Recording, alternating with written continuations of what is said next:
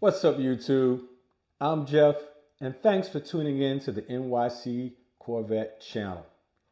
Today, we're going to go over what sheetrock is, and we're going to fix it for good in my C5.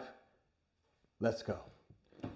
As you can see here, the seat is moving forward and back on the rails. The seat, when I pull it, should not do that. There's some bushings in the mechanism for the seat rails.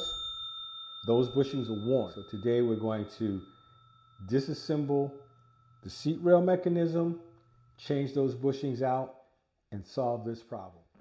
In order to get this job done successfully, you're going to need the following parts and tools to get the job done. As far as parts are concerned, I ordered the sheetrock fix kit from Corvette Central, and I will link the description to that in this video. It comes with 2 wrenches, 2 Torx wrenches, also with 4 shims for the driver's seat and 4 shims for the passenger seat. So you have enough material here to get both seats done if you're having that problem with both seats. This came in the mail. It also comes with a very detailed set of instructions. You'll need a screwdriver, some masking tape, hammer. I have a little magnetic dish to put the Torx screws into, some white lithium grease, some brake clean to clean some of the mess that's going to you're going to come in contact with when we're doing this job. I got a ratcheting set that has some Torx bits in it, so if I can take advantage of that, I will. And some rubber gloves to keep your hands clean while you're getting the job done. So this is going to be my first time doing it, hopefully my only time having to do this, but I have the instructions here, and we're going to step through them, and we're going to take our time, and we're going to get this done. Now, one of the first things you have to do is get the seat out of... Okay, you're going to turn the seat over on the top of a table with the front legs of the seat closest to you. So this is the front of the seat. That's the rear of the seat. And the first thing we have to do is we have to expose the 2 Torx bolts that are on this rail. They're in the same position as these. And what you do is you take your screwdriver and you put it in the middle of this retaining mechanism for the seat wire. And you just bow it up like that. It's very flexible. And now you can see the 2 Torx bolts on this side. Okay, the next step in the instructions is to remove all the T25 Torx bolts.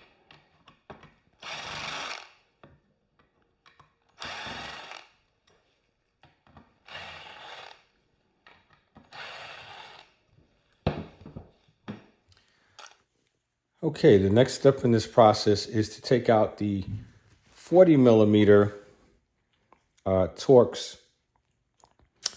screw that is at the end of this rail towards the back side of the seat.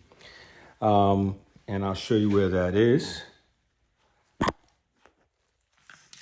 That's right here. Right there. But the problem that I'm having right now is the fact that when I took the seat out,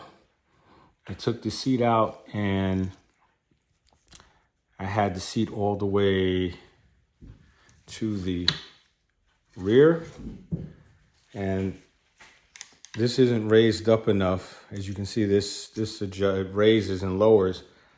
I have it too low, and I can't get any tools in here to get to the head of this 40 millimeter.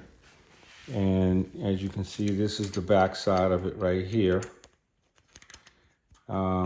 I don't have any tools to get to that. So I'm gonna have to figure out, without putting this back in the car, how to raise that up so I can get to the focus 40mm head. So we'll be right back with that solution and then we'll continue. Okay, I was able to work myself out of the jam, as you can see. Now we can see the head of that bolt, and how I did it was this motor here. I used my power probe and I put the negative lead here, and then I put the positive lead on the pin here. As you can see, it's exposed. The tip is, before you start this job, you're not taking this, disassembling this seat and taking the rail off, is to make sure that you raise the seat height up as high as you can go in the back so you can get your tools under there. Okay, it's easier to see if you go from the back of the seat, and I'll zoom in a little bit and you can see T40 Torx bolt right there.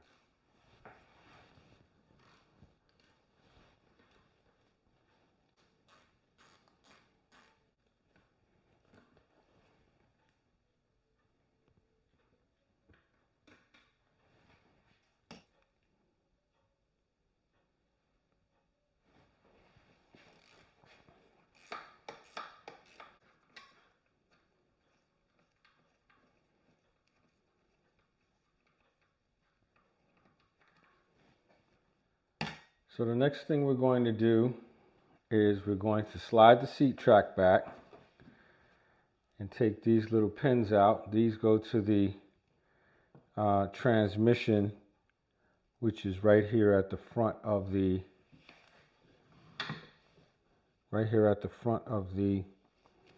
seat track mechanism.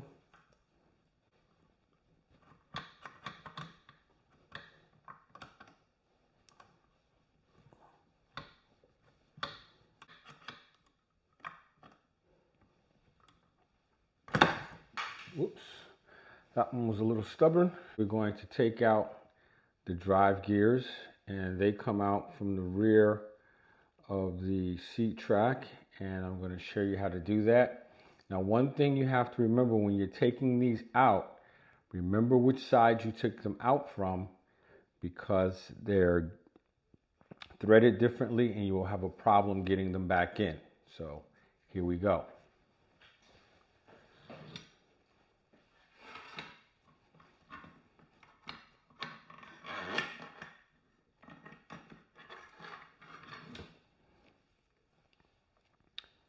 This is the driver's side.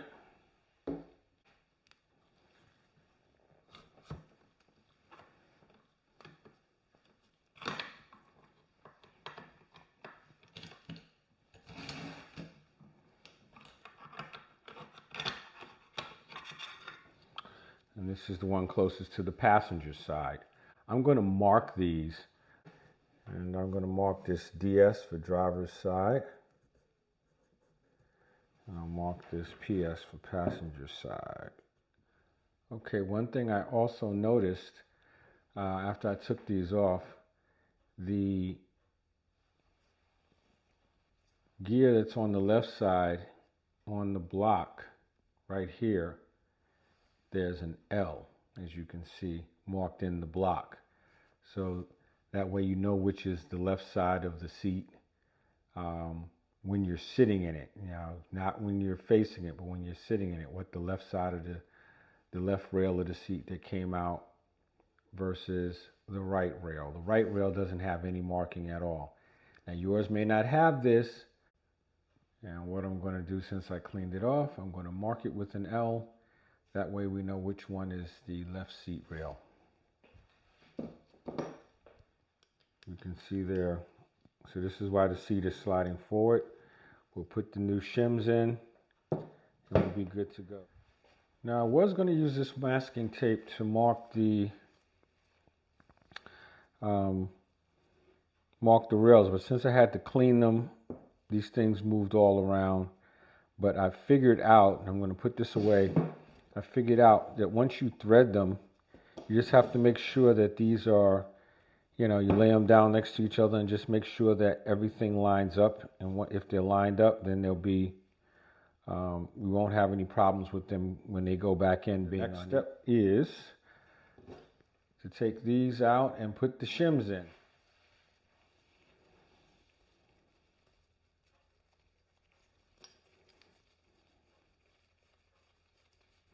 So we're going to unscrew the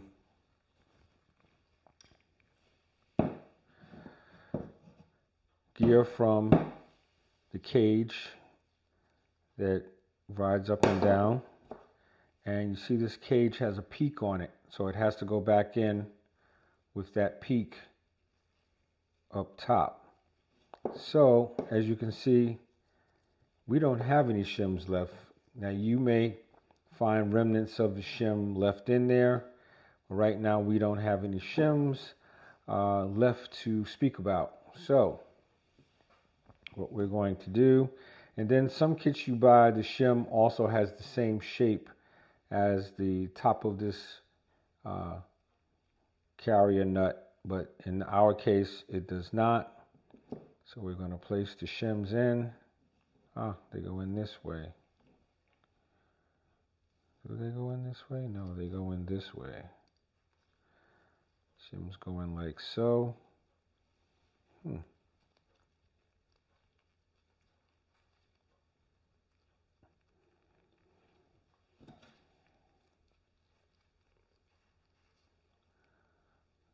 Okay.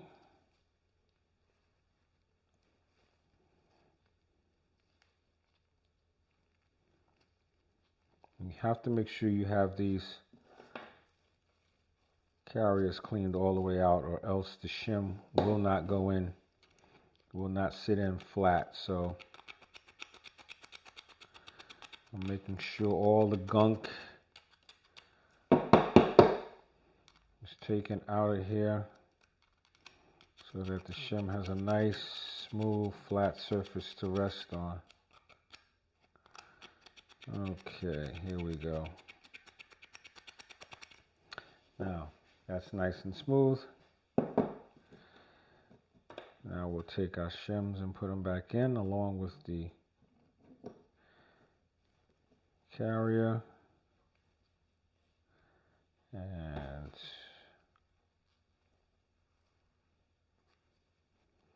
make sure everything goes in nice and neatly. Okay, so everything is in. Now let's see what happens here. Can we get it through? Yes, we can.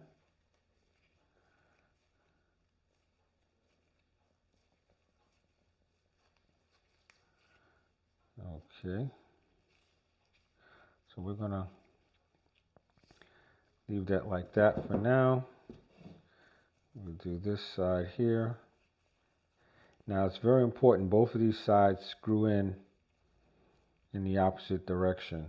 Because this one screws in, I'm screwing forward and it's going, so screwing in from left to right. And this one screws in from right to left. So that's why it's important to make sure you keep these on the proper side, because you'll have a problem threading these and you won't know why. All right, let's clear this out again. Okay, now we'll put the shims in.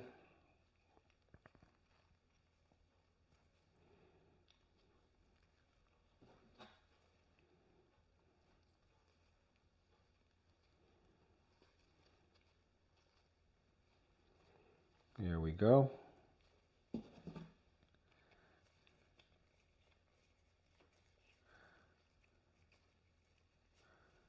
Thread these on. Oh. While I'm here, let me pull this back out and clean it a little bit.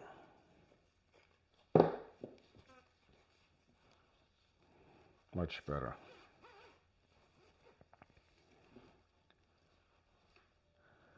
All right, what we're going to do is going to take some lithium grease and grease the rail up while we're assembling it.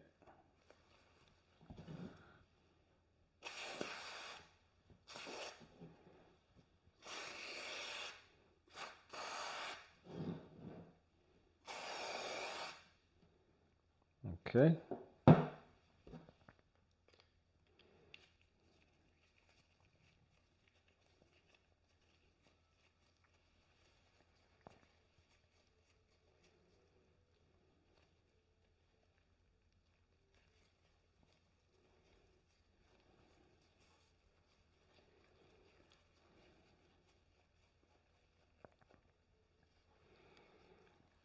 Okay, so now we'll do the same thing. We'll do the same thing with this one.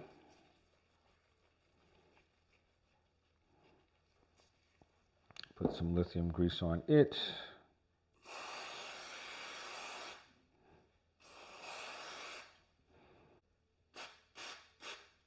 Okay. So what we're going to do now is we're going to thread these up and make sure that they match as far as length before we put them back in. And one thing we need to make sure of is we need to make sure that this nut that's in the middle of this carrier is in the middle, lined up properly. That is very important. Okay. Are these an exact match? Now, we're going through the reassembly process and we've run into another problem. And that problem is the shims that were included with this kit are much taller than the nut that the gear runs through for the seat rail. Now, what problem that's creating is that when you try to reinstall it down into the rail, it's not letting it go down in the rail and slide through. So I had to break out the Dremel and the safety glasses, of course, and we're going to have to cut this shim down to where it's just below the height of the doghouse. So we're going to do that now, and then we're going to refit it and move on with the reinstallation of these gears and finishing up the seat. The shims have been properly cut and they're the right height. So now we're going to the next step, which is final assembly.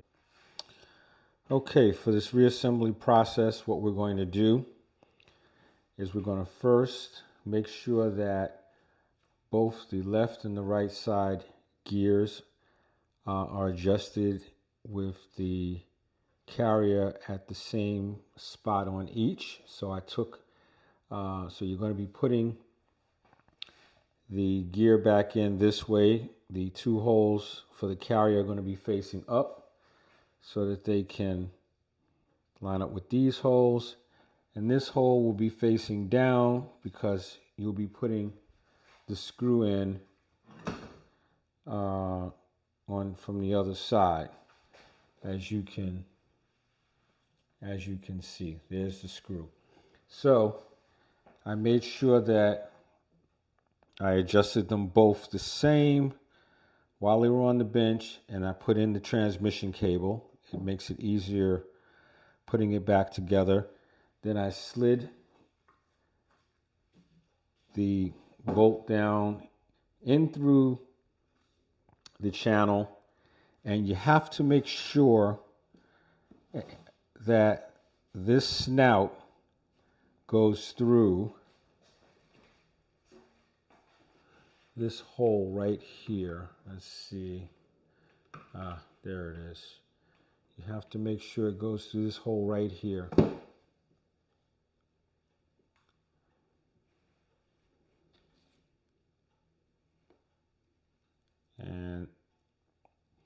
That's a little collar. You make sure that the snout goes all the way through.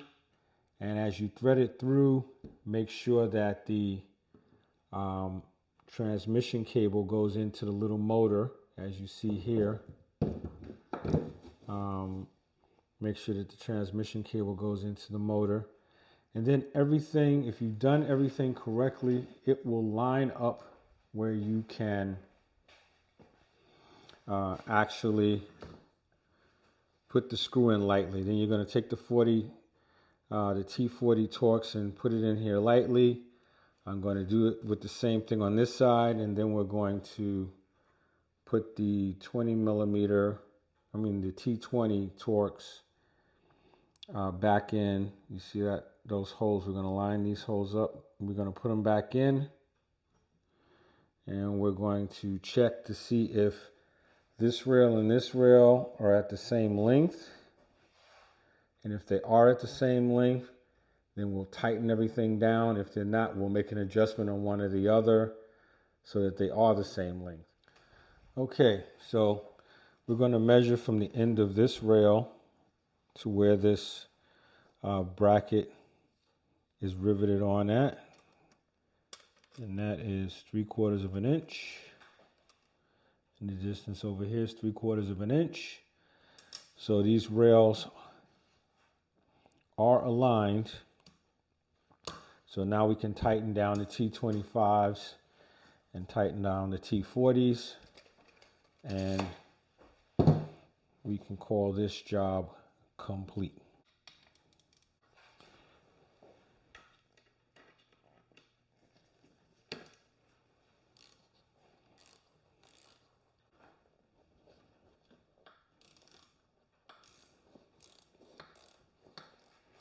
You have to reattach the wiring harness that's under the bottom of the seat. And again, it's very flexible. You put one end in, other one, done.